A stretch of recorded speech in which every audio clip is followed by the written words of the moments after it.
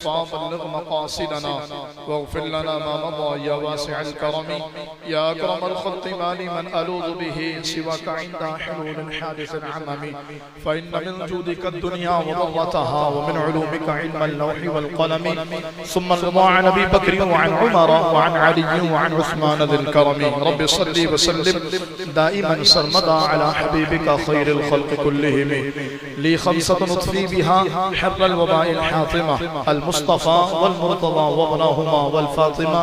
کیا بات رضا اس چمنستان کرم کی، کیا بات رضا اس چمنستان کرم کی. زہرا ہے کلی جس میں حسین و حسن پھول، مزرعہ چشت و بخارا و عراق و اجمیر. کون سی کشت ہے جہاں برسا نہیں جالا تیرا.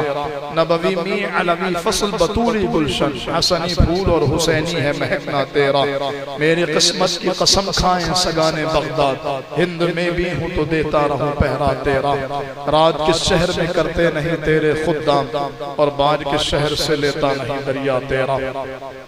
اللہ رب العالمین جل وعلا کی حمد و ثنا اور نبی کریم صاحب سب تقریب باعث تخلیق ارض و سما حضور سرور انبیاء جناب احمد مجتبی محمد مصطفیٰ صلی اللہ علیہ وآلہ وسلم کے دربار گہربار میں ہدیہ درود و سلام عرض کرنے کے بعد، تمام تعریفیں اللہ جل وحدہ لا شریک کے لیے ہیں جس نے ہمیں اور آپ کو جمعۃ المبارک کی یہ بابرکت ساعتیں عطا فرمائیں. آج 30 محرم الحرام ہے اور 18 اگست 2023 ہے. آج سے چند دنوں پہلے ہم نے اور آپ نے اپنے پیارے وطن پاکستان کا یوم آزادی سیلیبریٹ کیا ہے، اور ہر ایک نے اپنے اعتبار سے پاکستان کے آزاد ہونے کا جشن منایا ہے. وطن سے محبت یہ ایمان کی علامت ہے، وطن سے محبت یہ قرآن و حدیث کی تعلیمات ہیں، اور وطن سے محبت یہ خود رسول اللہ صلی اللہ تعالی علیہ وآلہ وسلم کی سنت ہے. اور پھر وطن بھی وہ وطن جو عین اس منہج پر اور اس نظریے اور اس تمام تر خطوط پر تعمیر کیا گیا ہو کہ جن خطوط پر اللہ کے رسول صلی اللہ تعالی علیہ وآلہ وسلم نے اس کائنات میں ریاست مدینہ کی بنیاد رکھی. تو یقیناً وہ وطن اللہ تعالیٰ کی بارگاہ میں شکر ادا کرنے کے لیے، اور اللہ تعالیٰ کی بارگاہ میں اس وطن کے لیے شکر ادا کرنے کا موقع ضرور ہے. ہر ایک نے شکر ادا کیا، ہر ایک کا اپنا انداز تھا. سب سے زیادہ جو شکر ادا کرنے والے لوگ تھے وہ باجا بجانے والے تھے. سب سے زیادہ شکر انہوں نے ادا کیا. وطن کو آزاد کرنے کا جو سیلیبریشن ہے وہ سب سے زیادہ یا تو باجے بجانے والوں کی طرف سے، یا پھر گانے گانے والوں کی طرف سے، یا پھر بے حیائی اور بے پردگی کے ساتھ اپنی عورتوں کو لے کر کے سر راہ ناچنے گھمانے پھرانے والوں کی طرف سے کیا گیا. آزادی کا یہی مطلب تھا، آزادی کی یہی وجہ تھی، 20 لاکھ قربانیوں کا یہی سبب تھا کہ ہم آزادی کے ساتھ باجے بجا سکیں. آزادی کا مقصد یہی تھا کہ ہم اپنی عورتوں کو بے پردہ اپنی بائکوں پر گھما سکیں یا اپنی گاڑیوں میں گھما سکیں. آزادی کا یہی مطلب تھا کہ ہم کھل کر کے ناچ گانے کے پروگرام اور سیگمنٹ کر سکیں. آزادی کا یہی مطلب تھا کہ 14 اگست کی رات شراب نوشی، بے رہ روی، بے حیائی، چراغ اور آتش بازیاں یہ سب کیا جائے. اگر تو یہی مقصد تھا تو پھر بڑا تضاد نظر آتا ہے، اور بہت زیادہ دونوں موقف میں فرق نظر آتا ہے. کبھی بھی دنیا پانے کے لیے، یعنی یوں کہہ لیجیے، میں اور آسان کر کے کہوں، کبھی بھی ماں باپ نے اپنے بچوں کو کی دنیا اچھی بنانے کے لیے اپنی جانوں کو داؤں پر تو لگایا ہے، لیکن کبھی ایسا نہیں ہوا ہوگا کہ کسی نے اپنے بچوں کی گناہوں کے لیے اپنے آپ کو مار ڈالا ہو.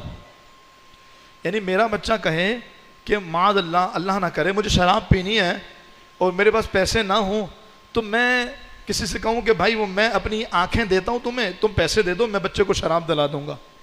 میں بہت سادہ سی مثال دے کر کے سمجھانا چاہ رہا ہوں کہ یقیناً اپنے بچوں کے لیے یا اپنے چاہنے والوں کے لیے اپنی جان تک دے دی جاتی ہے، لیکن وہ یا تو ان کی آخرت کو بہتر بنانے کے لیے یا ان کی دنیا کو بہتر بنانے کے لیے. لیکن کبھی ایسا نہیں ہوا کہ بچہ بے حیائی کے کام کرنا چاہ رہا ہو اور ہم اس کی بے حیائی کو سپورٹ کرنے کے لیے اپنی جان دے دیں، اپنا نقصان کر دیں. ایسا نہیں ہوتا. حتیٰ کہ جو باپ خود سگریٹ پیتا ہے اگر اس کا بچہ اس سے سگریٹ پینے کے پیسے مانگے گا وہ نہیں دے گا. یعنی یہ سگریٹ بہت معمولی سا عمل ان بے حیائیوں کے مقابلے میں ہے. اس کے باوجود باپ خود سگریٹ پینے کے باوجود اپنے بچے کو سگریٹ پینے کے پیسے نہیں دے رہا, تو پھر وہ باپ کیسے اپنے بچے کو شراب پینے کے لیے, اپنے بچے کو گناہوں کے لیے, گانے بازوں کے لیے پیسے نہیں بلکہ اپنی جان دے دے گا. اسی سینس کے ساتھ یہ سمجھیے ہمارے اکابرین نے, ہمارے بزرگوں نے جو قربانیاں دی ہیں وہ قربانی کسی کے مال کی نہیں تھی, وہ قربانی کوئی چھوٹی موٹی چیزوں کی نہیں تھی, وہ قربانی پورے خاندانوں کی تھی, وہ قربانی پورے کے پورے گھرانوں کی تھی, پوری کی پوری نسلیں مٹا دی گئیں. اور وہ جانتے تھے کہ پاکستان بنانے کے لیے ان سب راہوں سے ہمیں گزرنا پڑے گا. تو اگر ہم یہ سوچتے ہیں کہ قیام پاکستان کی جد و جہد کے لیے 20 لاکھ اکابرین نے, ظاہر ہے وہ آپ کے باپ دادا بھی تھے, میرے باپ دادا بھی تھے, وہ ہمارے آباء و اجداد تھے جنہوں نے قربانیاں پیش کی. میں یہاں پر عصبیت کی بات نہیں کر رہا کہ کوئی کہے کہ اس کے باپ دادا نہیں تھے, یہ تھے. ہمارے باپ دادا ضرور تھے الحمدللہ کہ جنہوں نے پاکستان بنانے میں اپنا کردار ادا کیا ہے. تو کیا میرے والد نے, میرے دادا نے, میرے پردادا نے, ان سے اوپر جو میرے اجداد ہیں, یہ آپ کے اجداد ہیں, انہوں نے قربانیاں اور اپنی جانوں کے نذرانے, ماؤں نے اپنے بچوں کے اپنے ہاتھوں سے گلے دبائے, پوری کی پوری ٹرینیں خون اور لاشوں سے بھر کر کے آئیں, انہوں نے اپنے پورے بینک بیلنس, اپنے پورے گھر تباہ کر ڈالے, اور وطن عزیز کو پانے کے لیے اپنی جانوں کی قربانیاں, اپنے مال کی قربانیاں, اپنی عزتوں کی قربانیاں دے دی. کیا مقصد یہی تھا کہ ہم 14 اگست کے دن یا پاکستان بننے کے بعد ہم یہاں کھل کر گانے گا سکیں, کھلے عام شراب نوشی ہو سکے, کھلے عام یہاں پر بے حیائی اور بے رہ روی ہو سکے؟ یقیناً کوئی ایک بندہ بھی جو گانے والا ہے نا, جو بے حیائی پھیلانے والا ہے, وہ بھی یہ ہرگز نہیں مانے گا کہ ہمارے بزرگوں کی قربانی کا یہی مقصد تھا. تو بس میں صرف یہی سمجھنا چاہتا ہوں اور یہی پیغام دینا چاہتا ہوں کہ وہ حضرات جو پاکستان کا یوم آزادی گناہوں کے ساتھ سیلیبریٹ کرتے ہیں, وہ صرف یہ بتا دیں کہ 20 لاکھ شہداء کی قربانیوں کا مقصد یہ تھا. اگر یہ تھا تو یہ بات تو کوئی بھی نہیں ماننے کو تیار, اور اگر یہ نہیں تھا تو پھر کیا تھا؟ پھر ہمارے باپ دادا نے, ہمارے آباء و اجداد نے کس وجہ کر قربانی پیش کی؟ کیوں مرے بھائی, کیوں کٹ گئے؟ بے وقوف لوگ تھے کیا؟ احمق لوگ تھے معاذ اللہ کہ اپنا پورا گھر بار آل اولاد سب تباہ کر دیا, سارے پورے کے پورے خاندان مٹا دیے گئے. وہ جب آزادی ٹرین آپ کے اسٹیشن پہنچتی ہے واگا کے راستے, آپ جانتے ہیں قائد اعظم محمد علی جناح سمیت پوری کیبنٹ منتظر ہے, آزادی ٹرین آ رہی ہے جس میں 18 سے زائد بوگیاں لگی ہوئی ہیں, اور وہ کھچا کھچ پاکستانیوں سے اور مسلمانوں سے بھری ہیں جو پاکستان ہجرت کر رہے ہیں. لیکن آزادی ٹرین رکنے کے بعد جو منظر تھا وہ دل دہلا دینے والا تھا. اس 18 کی 18 بوگیوں میں سوائے ایک دودھ پیتے بچے کے کوئی ایک شخص بھی زندہ نہیں بچا تھا, سب کو مار دیا گیا تھا. ٹرین کے دروازوں سے خون رس رہا تھا, پوری ٹرین کی بوگیاں خون آلود تھیں. اس لیے بنایا تھا پاکستان. اتنی بڑی قربانیاں اس لیے دی تھی کہ آج بے رہ روی اور بے حیائی اور اللہ رسول کی نافرمانیوں کو ہم معاذ اللہ اپنی زندگی کا حصہ اور اپنے زندگی کا نصب العین بنا لیں. تو خدا نہ سوچئے گا کہ ہم وطن عزیز سے محبت کرتے ہیں, یہ کوئی بھی ہو, وطن عزیز سے اگر یہ محبت کرتے ہیں تو پھر سوال یہ پیدا ہوتا ہے کہ وطن عزیز سے محبت ان شہداء سے محبت کے خلاف ہے یا ان شہداء کے محبت کے مطابق ہے جنہوں نے قربانی دی؟ یقیناً ان کی جو قربانی ہے اسی کے مطابق ہماری محبت ہوگی. تو ان کی قربانی کا مقصد تو ایک اسلامی ریاست کا قیام تھا. ان کی قربانی کا مقصد اللہ اور اس کے رسول کے دین کا جہاں نفاذ ہو سکے, جہاں نظام مصطفیٰ کی بالادستی ہو, جہاں دین کا قیام ہو, جہاں پر اللہ رسول صلی اللہ تعالیٰ علیہ وآلہ وسلم کی تعلیمات پر قدغن لگانے والا, روک ٹوک کرنے والا اور ان معاملات میں دخل اندازی کرنے والا کوئی نہ ہو. یہ مقصد تھا. اور الحمدللہ پاکستان میں بہت ساری پریشانیاں اگرچہ ہوں گی, لیکن بحمدللہ یہ تو اللہ کا فضل ہے کہ ہمیں دینی معاملات میں آزادی حاصل ہے, ہم دینی معاملات میں خود مختار ہیں. تو اگر یہ چیزیں ان شہداء کی قربانیوں کا مقصد ہیں تو پھر ان قربانیوں کے دنوں کو بھی منانے کے لیے کچھ ایسے ہی انداز اختیار کیا جائے کہ ان شہداء کی روحیں پرسکون ہوں, انہیں لگے کہ اگرچہ کمزور ضرور ہیں لیکن یہ ہمارے مقصد سے پیچھے نہیں ہٹے, کمزور ضرور ہیں لیکن انہوں نے مقصد کو فراموش نہیں کیا. چلیں جی, یہ تو 14 اگست گزر گیا, اس حوالے سے بات تھی. اب اصل جو بات ہے وہ یہ ہے کہ اب 14 اگست گزرنے کے بعد وطن سے کیسے محبت کی جائے، 14 اگست گزرنے کے بعد وطن سے کیسے پیار کیا جائے، اس ملک کی تعمیر و ترقی میں آپ ہم میں سے ہر ایک فرد کیسے اپنا حصہ شامل کر سکتا ہے۔ یہ بات یاد رکھیے کہ بعض حضرات کو جب اس ملک کی تعمیر و ترقی کے حوالے سے بات کی جاتی ہے، یار چھوڑو کیا پاکستان کی ترقی کی بات کریں، یار پاکستان کو سارے ہی لوٹنے میں لگے ہوئے ہیں، کم از کم بارش کا پہلا قطرہ تو بن سکتے ہیں، کم از کم ہم اور آپ اپنا کردار تو ادا کر سکتے ہیں۔ اور پھر یہ تو احسان فراموشی ہے نا کہ ہم پاکستان میں رہیں، پاکستان کا کھائیں، ہماری زندگیاں، ہماری نسلیں، ہمارا گھر بار سب پاکستان میں ہو، اور ہم اسی پاکستان کے خلاف زبانیں کھول رہے ہوں۔ تو ہمیں یہ سوچنا پڑے گا کہ ہم میں سے ہر ایک بندہ اس ملک کی ترقی میں کیا کردار ادا کر رہا ہے، اس ملک کی بہتری کے لیے کیا کردار ادا کر رہا ہے۔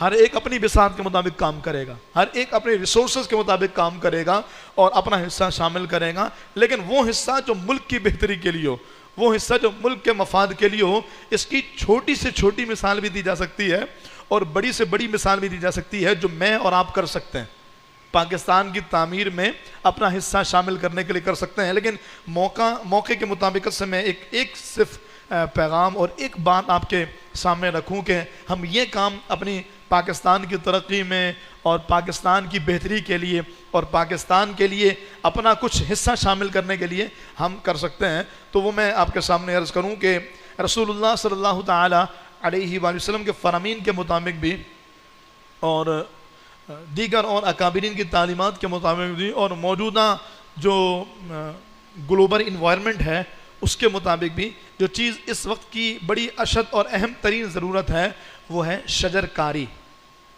وہ ہے درخت لگانا، وہ ہے پودے لگانا۔ کبھی آپ اس پر ریسرچ کیجئے گا، گوگل کئی بار ایسا بھی ہوتا ہے کہ غلط باتیں بتا دیتا ہے لیکن کچھ اچھی باتیں بھی بتاتا ہے۔ گوگل پہ سرچ کیجئے، یوٹیوب پہ کوئی ویڈیو دیکھیے شجر کاری کے حوالے سے، تو آپ کو اندازہ ہوگا اس شجر کاری مہم میں شاید ہم پاکستانی ہی پیچھے ہیں، باقی پوری دنیا سر جوڑ کے لگی ہوئی ہے اس میں۔ ہمارے ہاں پانی نہیں آتا تو ٹینکر گروا لیا جاتا ہے، لیکن ہم نے کبھی یہ نہیں سوچا کہ میرے گھر میں جو بورنگ ہے یہ سوکھ کیوں رہی ہے۔ اتنی بارشیں تو ہوئی ہیں کراچی میں، پھر بورنگ کیسے سوکھ گئی، پھر کنویں کیسے خشک ہو رہے ہیں۔ ان کی وجوہات ہوتی ہیں، ان کی سائنسی یقیناً بہت سارے ریزنز ہوتے ہیں، لیکن ایک بہت بڑی وجہ ان بورنگز کے خشک ہونے کی اور ان کنووں کے سوکھ جانے کی یہ ہے کہ ہمارے یہاں سے درختوں کا ماحول بالکل ختم ہو رہا ہے۔ میں آپ کو دعوت دوں گا کھارادر والوں کو، ایک ڈرون اڑائیے گا کھارادر میں اور ذرا دیکھیے گا کہ آپ کے کھارادر میں فلیٹوں کے علاوہ بھی کچھ نظر آتا ہے؟ نہیں ہے، ایک تلخ حقیقت کہہ رہا ہوں۔ میں اورنگی ٹاؤن سے آتا ہوں، ہم اورنگی ٹاؤن میں ڈرون ہم نے اڑایا تو ہمیں اورنگی ٹاؤن میں پہاڑ نظر آئے یا مکانات نظر آئے؟ درخت نہیں ہے، یعنی نہیں ہونے سے مراد نہ ہونے کے برابر ہے۔ ہماری توجہ ہی نہیں ہے اس طرف، ہماری سوچ ہی نہیں ہے۔ حالانکہ درختوں سے پیار نہ، ایک تو یہ فطرت کا تقاضا ہے، یہ درخت نہ تو نقصان پہنچاتے ہیں، نہ کاٹتے ہیں، نہ تنگ کرتے ہیں۔ بندہ جانور پالتا ہے، بلی کاٹ لیتی ہے، کتے کاٹ لیتے ہیں، جانور نقصان پہنچا سکتے ہیں، بیمار پڑ جائے تو علاج کرو، لیکن یہ درخت اتنے خوبصورت اور اتنے شریف اور سادہ سے ہوتے ہیں کہ کبھی نقصان بھی نہیں پہنچاتے، نہ کاٹتے ہیں، نہ چوٹ پہنچاتے ہیں، نہ نقصان پہنچاتے ہیں۔ ان درختوں کا سوائے فائدے کے اور کوئی معاملہ نہیں ہے جو انسان کو پہنچے، بس تھوڑی سی محنت اور اس کا فائدہ حاصل کرنا ہے۔ تو میں یہ کہہ رہا تھا کہ قرآن و حدیث کی تعلیمات بھی اگر ہم دیکھتے ہیں نا تو رسول اللہ صلی اللہ تعالی علیہ وآلہ وسلم اور ہمارے دین کا بہت گہرا تعلق درخت کے ساتھ ہے۔ میں یہی سوچتے ہوئے آ رہا تھا تو مجھے بہت ساری باتیں، بہت ساری روایتیں ذہن میں آنے لگی کہ درختوں کے ساتھ ایک بڑا خاص تعلق ہے۔ جب آدم علیہ السلام جنت میں گئے، جنت میں تھے آپ جناب سیدہ حوا رضی اللہ تعالیٰ عنہ کے ساتھ، تو آپ کو اللہ تعالیٰ نے ایک شجر ممنوع سے کھانے منع کیا تھا، درخت سے کھانے منع کیا تھا۔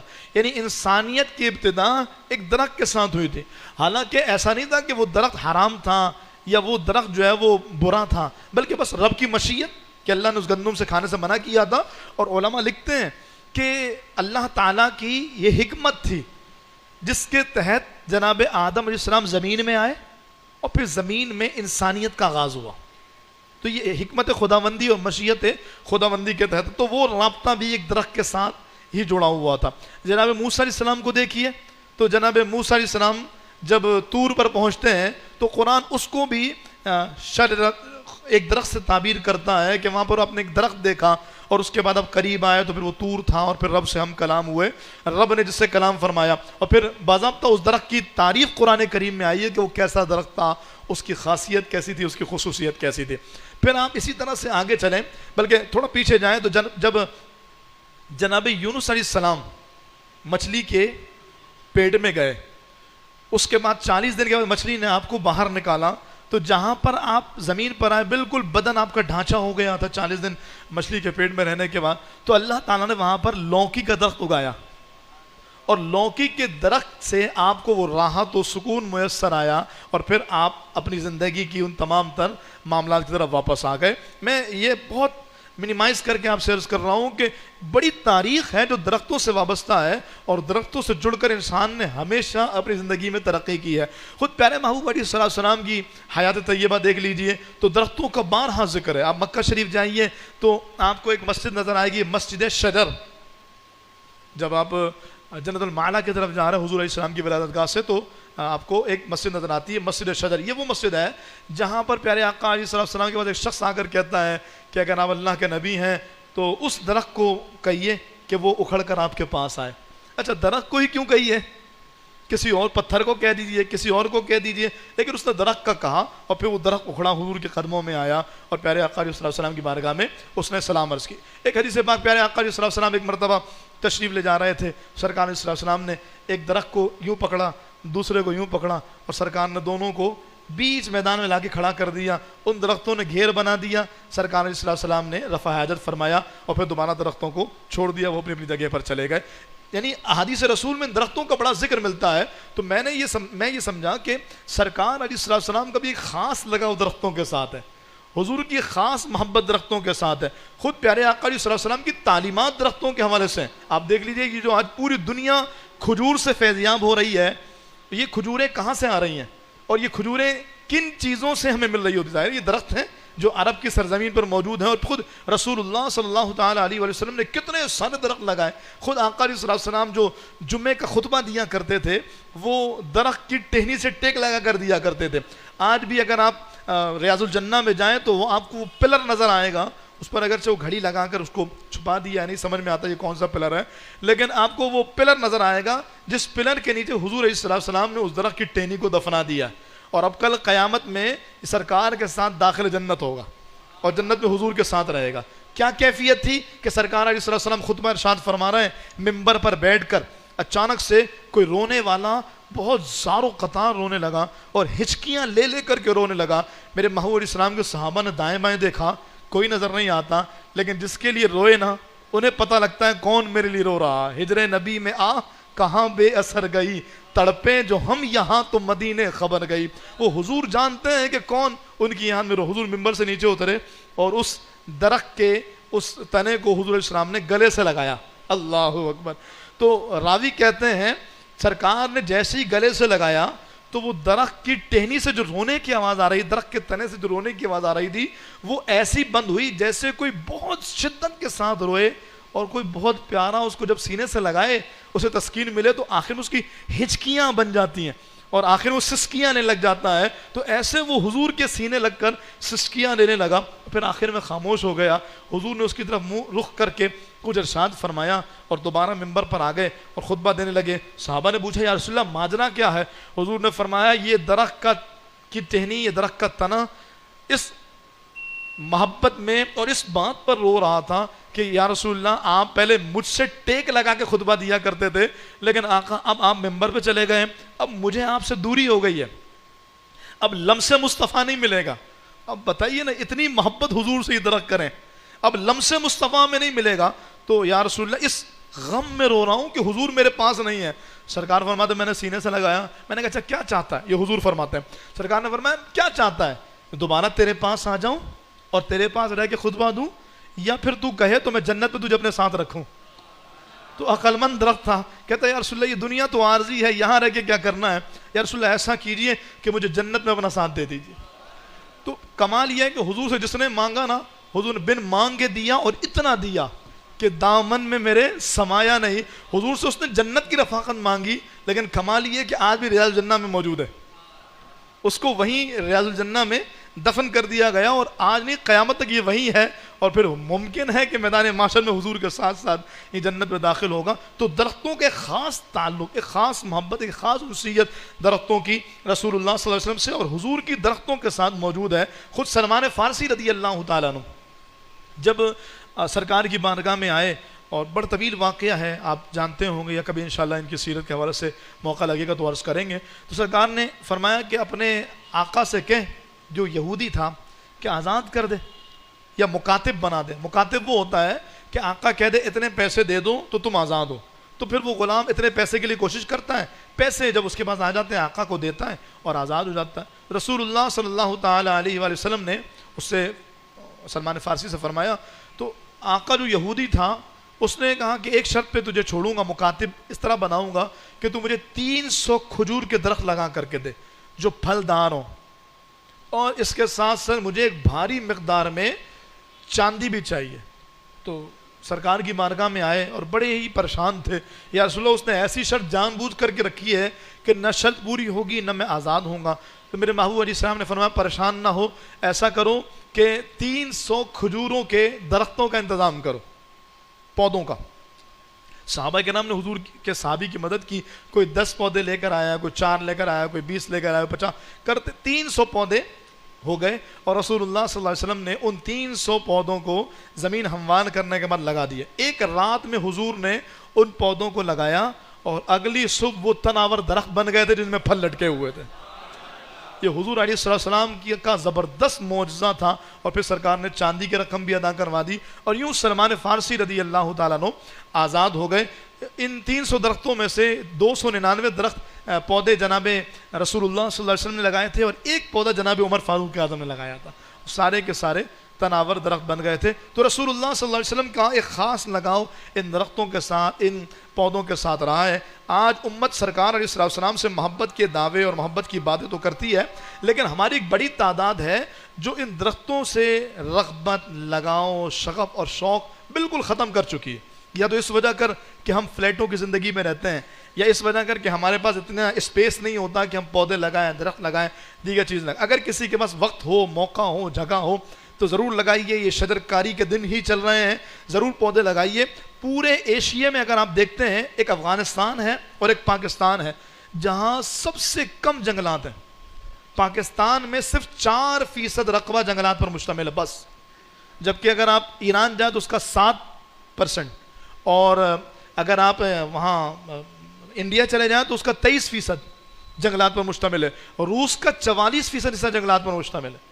تو ہم صرف 4% جنگلات کو لے کر رہ رہے ہیں, جبکہ یہ ان درختوں کے جہاں بہت جو فوائد ہیں وہ سائنسی ماہرین نے بھی بیان کیے ہیں, اور باضابطہ اس کو قرآن و حدیث میں بھی بیان کیا گیا ہے. سب سے جو اہم فائدہ ہوتا ہے وہ یہ کہ درخت جو ہے وہ جو گلوبل وارمنگ ہے, جو پوری دنیا میں ایک گرمی کی شدید لہر پیدا ہو رہی ہے اور لوگ ناقابل برداشت گرمی کا شکار ہو رہے ہیں, اس کو گلوبل وارمنگ کہا جاتا ہے. تو کہا یہ ٹیمپریچر مینٹین کرتا ہے اور گرمی کی شدت کو بڑھنے نہیں دیتا. جن علاقوں میں درخت زیادہ ہوں, بلکہ بعض لوگوں نے تو ایکسپیریمنٹ کیا کہ جہاں پر بہت گھنے درخت تھے اسی علاقے میں ایک جگہ پر جہاں درخت نہیں تھے اور شدت کی دھوپ نکلی ہوئی تھی وہاں گئے, اور فوراً ہی پھر اس جگہ پر گئے جہاں درخت موجود تھا. تو ان دونوں جگہوں کے ٹیمپریچر میں بڑا واضح فرق محسوس ہوا, اس لیے کہ درخت اپنے ارد گرد کے ماحول کو مینٹین کر کے رکھتے ہیں, گرمی کی شدت کو روکتے ہیں.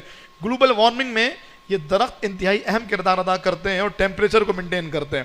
اس کے علاوہ یہ جو فضائی آلودگی ہے, یہ جو جراثیم ہے ہمارے یہاں, یہ فیکٹریوں کا دھواں ہے, یہ گاڑیوں کا دھواں ہے, ہم سمجھتے ہیں یہ صرف ہمارے فیس کو ڈیمیج کرتا ہے تو لوگ کریمیں لگا لیتے ہیں اور وہ سورج سے بچنے کی چیزیں لگا لیتے ہیں.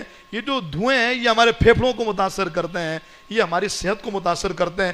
یہ جو درخت ہے یہ انسان کے پھیپھڑوں کو, جسمانی صحت کو بھی تر و تازہ رکھتے ہیں. اور اس طرح کی آلودگی کو ختم کرنے میں, آپ جانتے ہیں بچپن میں ہم نے پڑھا تھا جی کاربن ڈائی آکسائڈ بندہ خارج کرتا ہے, اور یہ جو درخت ہوتے ہیں یہ آکسیجن پرووائڈ کرتے ہیں اور کاربن ڈائی آکسائڈ کو اپنے اندر جذب کرتے ہیں. تو یہ سادہ سی بات تھی، بچپن میں ہمیں پڑھائی گئی تھی، لیکن ہم نے بالکل فراموش کر دیا. جدت کی طرف جا رہے ہیں، گھروں میں اے سی ہونے چاہیے، ہمارے پاس کار ہونی چاہیے، ہمارا گھر ایسا ہونا چاہیے. وہ آپ کا خوبصورت گھر بھی بدترین آلودگی کا شکار ہے. اس سے پہلے کہ یہ آلودگی اور بڑھے، اپنے ارد گرد کے ماحول کو درختوں کے ساتھ سرسبز و شاداب کیجیے، تاکہ اس آلودگی کو، اس ماحول کو اور اس چیز کو ختم کرنے میں ہم اپنا حصہ شامل کر سکیں. اسی طریقے سے یہ جو درخت ہیں یہ ادویات کا بھی منبع ہے. بڑی تعداد میں جو میڈیسنز ہیں وہ ان درختوں سے بنائی جاتی ہیں. تو اگر یہ درخت ہی ختم ہوتے چلے جائیں گے تو ہمارے ہاں ان ادویات کے حوالے سے بھی، ویسے ہی پاکستان میں ہر دوسرا بندہ اس بات پر نالا رہتا ہے کہ یہاں 2 نمبر میڈیسنز مل رہی ہیں. اور پھر اگر اس طرح کا ماحول ہوا کہ ہم نے درختوں کی طرف توجہ نہیں دی، یہ تیزی سے ختم ہوتے چلے گئے، تو پھر نقصان جو ہوگا وہ آپ کے سامنے ہوگا. لینڈ سلائڈنگ ہمارے یہاں تو ویسے نہیں ہوتی کیونکہ ہمارے یہاں اتنے کوئی پہاڑ وہاڑ نہیں ہے، ورنہ یہ درخت جو ہے یہ لینڈ سلائڈنگ وغیرہ کو یا عمارتوں کو گرنے سے اور پہاڑوں کے تودے گرنے سے یہ روکتے ہیں. اور اس سلسلے میں بھی درخت انتہائی مفید اور انتہائی کارگر ثابت ہوتے ہیں.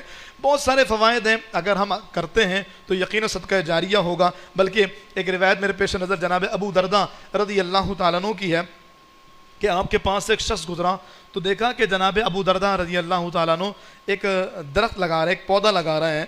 تو اس نے کہا اے ابو درداء، تم حضور کے صحابی ہو کر بھی دنیاوی کام میں لگے ہو.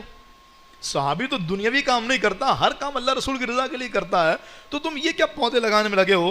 تو آپ جناب ابو درداء رضی اللہ عنہ نے فرمایا مجھے ملامت کرنے میں جلدی نہ کرو، میں نے رسول اللہ صلی اللہ علیہ وآلہ وسلم کو یہ فرماتے ہوئے سنا کہ جو شخص پودا لگاتا ہے اور اس میں سے کوئی انسان یا اللہ کی مخلوق میں سے کوئی مخلوق کھاتی ہے تو وہ اس پودا لگانے والے کے لیے صدقہ جاریہ بن جاتا ہے. اچھا، یہاں کھانا بھی مراد ہے اور اس سے فائدہ اٹھانا بھی مراد ہے. آپ نے کوئی درخت لگایا، اس کے سائے میں کوئی آرام کر رہا ہے، اس کے سائے میں کوئی ٹھہرا ہوا ہے. تو یہ چیز بھی ہم نے دیکھا کہ غالباً پاکستان سے ہی نیم کے بہت سارے درخت سعودی عرب میں بھیجے گئے، عرفات بھیجے گئے، اور عرفات کے میدان میں بہت سارے نیم کے درخت نظر آتے ہیں. جہاں بجا نیم کے درخت ہیں تو باضابطہ وہاں کی گورنمنٹ نے اس کو مزید اور بڑھایا ہے. حالانکہ ظاہری طور پر، ورنہ تو بڑی روحانیت والی زمین ہے، ظاہری طور پر جو عرفات کی زمین ہے وہ بڑی بنجر سی ہے، لیکن اس کے باوجود بہت زیادہ دیکھ ریکھ کی گئی. تو جو یہاں سے ضیاء الحق کے دور میں غالباً نیم کے درخت بھجوائے گئے تھے، وہ بڑی تعداد میں وہاں پر جتنے بھجوائے گئے تھے اس سے کئی گنا زیادہ آج موجود ہیں.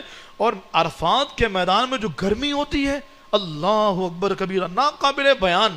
میں کہوں 50 ڈگری 55 ڈگری شاید یہ بھی کم ہو، شاید محسوس زیادہ ہوتی. اتنی سخت گرمی ہوتی ہے کہ ہم جس خیمے کے اندر تھے اس خیمے میں میرے سامنے چلر لگا ہوا تھا، لیکن چلر کے نیچے جو خیمے کا ایریا تھا وہ تھوڑا سا کھلا ہوا تھا، یعنی شاید آدھا فٹ ایریا کھلا ہوا تھا، وہ وہاں سے رہ گیا تھا بند کرنا.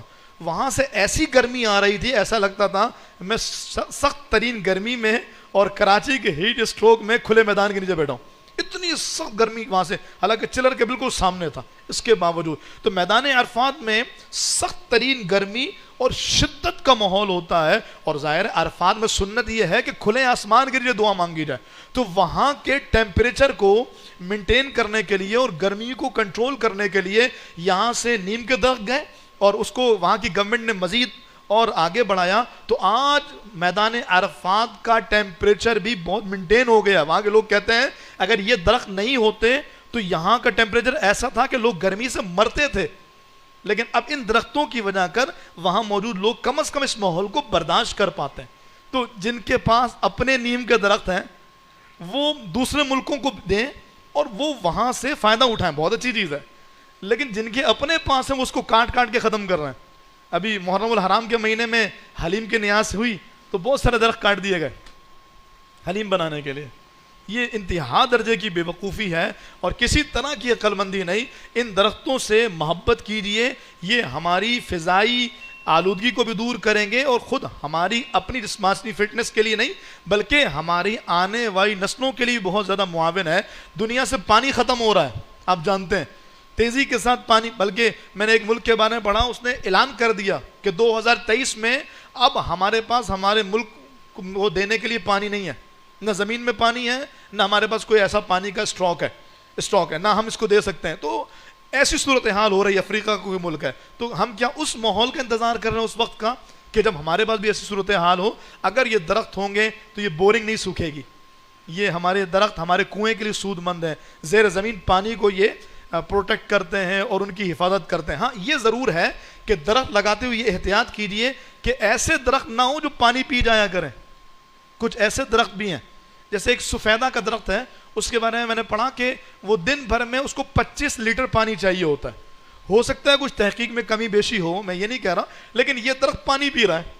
اس طریقے سے ایک درخت بہت زیادہ شہر کراچی کی گلیوں میں لگایا گیا، اس کے بارے میں یہ بات ہے کہ یار یہ جو ہے نا وہ پانی پیتا ہے۔ وہ نیم کا درخت سب سے زیادہ مفید ہے۔ اس طرح سہاجنا کا درخت جو ہے، جس کو سجنا کا درخت بھی کہا جاتا ہے، یہ درخت بہت زیادہ مفید ہے، جو اس ماحول کو بہتر کرنے کے لیے لگایا جا سکتا ہے۔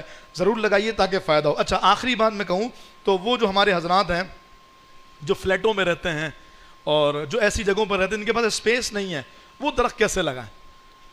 تو یہ یاد رکھیے، ابھی میں ریسرچ پڑھ رہا تھا، انہوں نے کہا کہ جو ترقی یافتہ ممالک ہیں انہوں نے اپنے گھروں کی بلڈنگوں پر پلانٹس لگانے شروع کر دیے، اور جیسے ان کے گھر میں داخل ہو چھوٹے چھوٹے پودے رکھے ہوئے ہیں۔ تو کہ یہ جو چھوٹے چھوٹے پودے گھروں کے اندر ہیں، سائنسی ریسرچ یہ ہے کہ چھوٹے چھوٹے پودے اگر گھروں کے اندر اچھی ترتیب سے رکھے ہوں تو بندہ ڈپریشن کا مریض نہیں ہوتا۔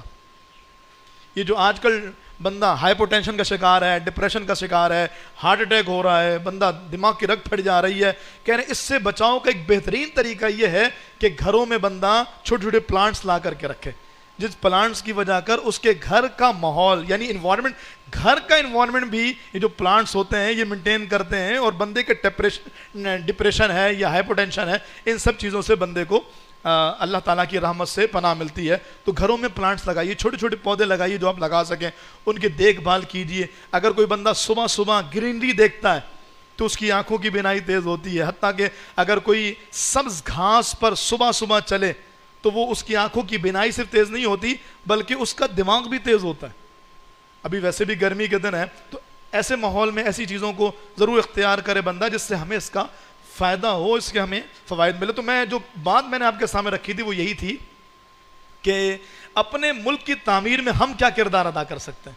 تو یہ کردار تو میرے خیال سے ہم میں سے ہر ایک ادا کر سکتا ہے۔ کم از کم اپنے نام کا ایک پودا تو لگا سکتے ہیں کہ نہیں لگا سکتے؟ بولیے، اگر انشاءاللہ بولیں گے تو مجھے لگے گا کہ 50 روپے کا پودا آئے گا، 100 روپے کا آئے گا، 200 کا آئے گا۔ اپنے نام کا ایک پودا تو لگایا ہی جا سکتا ہے۔ اگر آپ نہیں لگا سکتے تو وہ جو تنظیمیں ہیں جو اس وقت شجرکاری مہم میں اپنا حصہ شامل کر رہی ہیں، دعوت اسلامی بھی بڑھ چڑھ کے اس کام کو آگے بڑھا رہی ہے، جو تنظیمیں ان کو آپ دے دیں کہ بھائی 50 پودے میری طرف سے، 100 پودے میری طرف سے، 500 پلانٹس میری طرف سے، اپنے گھروں میں بھی لگائیے اور دوسروں کو بھی دیجیے تاکہ ارد گرد کا ماحول اچھا ہو، اور اس سے ٹیمپریچر بھی مینٹین ہوگا، آلودگی بھی ختم ہوگی، اور ہماری آنے والی نسلیں ان درختوں سے استفادہ کر کے جو ماحولیاتی آلودگی ہے، پانی کی کمی ہے، ذہنی طور پہ بندے کے ساتھ پریشانیاں ہیں، ان سب چیزوں کو کم کرنے میں اور ان سب چیزوں کو فائدہ پہنچانے میں انشاءاللہ معاون ہوگی۔ باقی ہر بندہ سمجھدار ہے کہ وہ اپنے ملک کو کیسے فائدہ پہنچا سکتا ہے۔ قرآن کہتا ہے، اللہ رب العالمین فرماتا ہے اما بنعمت ربک فحدث، اللہ تعالیٰ فرماتا ہے کہ قیامت کے دن اللہ رب العالمین یہ بھی سوال پوچھے گا کہ ہم نے نعمت کا چرچا کرنے کا حکم دیا تو کیسے چرچا کیا، اور اللہ فرماتا وَلَا تُسْأَلُنَّ يَوْمَئِذٍ عَنِ النَّعِيمِ، اور جو اللہ تعالیٰ نے نعمتیں تمہیں دی ہیں ان نعمتوں کے بارے میں پوچھا جائے گا۔ پاکستان اللہ نے دیا، تم نے اس پاکستان کی نعمت کو لے کر کے کیا کیا؟ کوئی ایک کام ضرور سوچئے گا جو آپ نے پاکستان کے لیے کیا، نہیں کیا اب تک نہیں کیا تو ضرور کیجئے، کم از کم درخت لگا کر ہی کیجئے، تاکہ پاکستان کی تعمیر میں اور پاکستان کے لیے اور اللہ کی نعمت کے شکرانے میں کوئی حصہ ہو سکے۔ اور حدیث پاک میں باضابطہ اس درخت کو صدقہ جاریہ کہا گیا کہ اگر درخت سے کوئی کھاتا ہے تو صدقہ جاریہ، درخت کے نیچے کوئی آرام کرتا ہے تو صدقہ جاریہ۔ اور میں کہتا ہوں اگر ایسا درخت ہے جو ایسی جگہ پر ہے جہاں کوئی نہ آرام کرتا ہے نہ رکتا ہے بلکہ لوگ گزر جاتے ہیں، تو بھی یہ ارد گرد کا جو ماحول ہے اس کو سازگار بناتا ہے۔ اللہ تعالی ہمیں حقیقت حال سمجھتے ہوئے اپنے ملک و ملت کی تعمیر میں اپنا کردار ادا کرنے کی توفیق عطا فرمائے، آمین بجاہ النبی الامین وما علیہ الا البلاغ۔